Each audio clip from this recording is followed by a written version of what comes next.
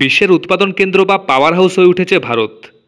বিশ্বের অন্যান্য দেশে পণ্য সবচেয়ে বেশি সরবরাহ করা হয় ভারত থেকে।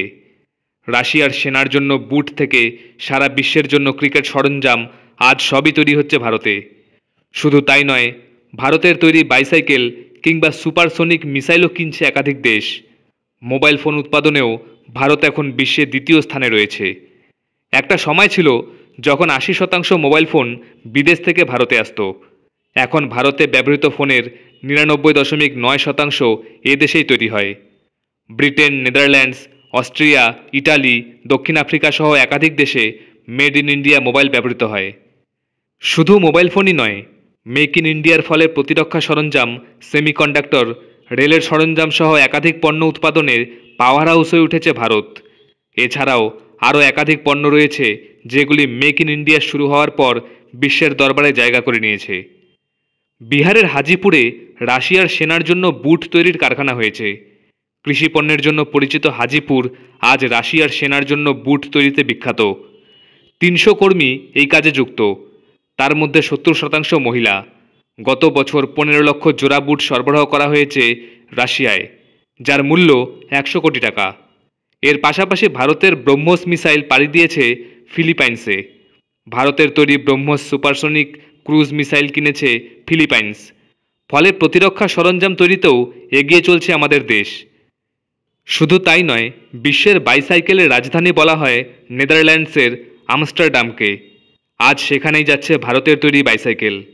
শুধু আমস্টারডাম নয়, বিশ্বের বিভিন্ন দেশে বেড়েছে মেড ইন ইন্ডিয়া বাইসাইকেল।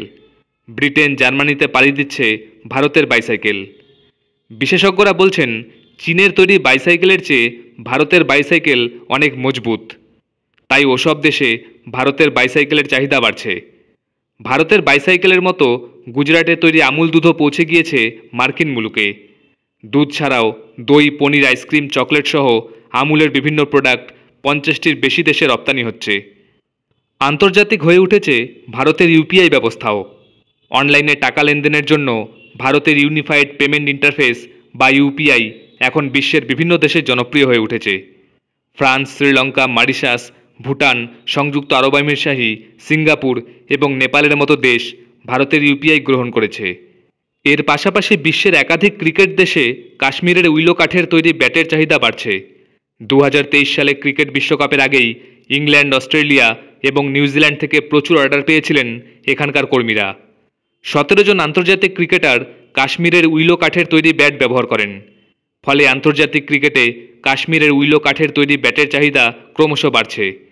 কাশ্মীরের উইলো কাঠের ব্যাটে জিআই ট্যাগ পেতে উদ্যোগী হয়েছে স্থানীয় প্রশাসন।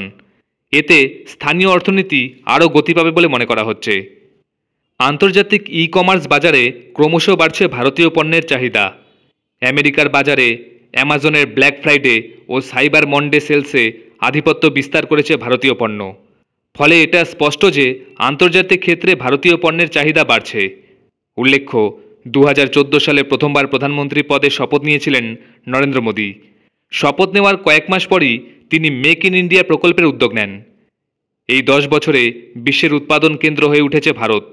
দেশের অর্থনীতি আরও গতি পেয়েছে মেক ইন ইন্ডিয়া শুরুর পর।